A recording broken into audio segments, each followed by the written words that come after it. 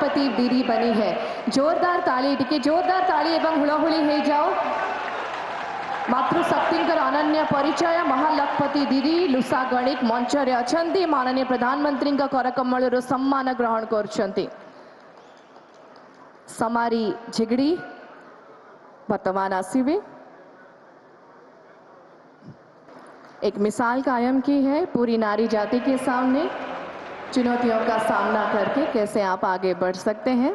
इसी क्षेत्र में हम बहुत सारा धन्यवाद करना चाहेंगे कविता सिंह जी को, उनके प्रेरणादायी कार्य के लिए।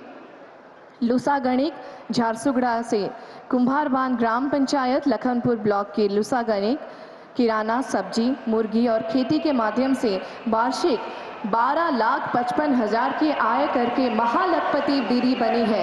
जोरदार ताली, टिके जोरदार ताली एवं हुलाहुली हो जाओ। मातृशक्तिंकर अनन्य परिचय महालखपति दीदी लुसा गणिक मंच रे अछंती। माननीय प्रधानमंत्री करकमल सम्मान ग्रहण करछंती।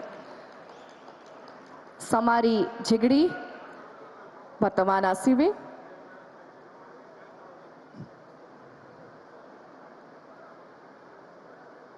प्रधानमंत्री महोदय वार्तालाप करुछंती लुसा गणिक सहित।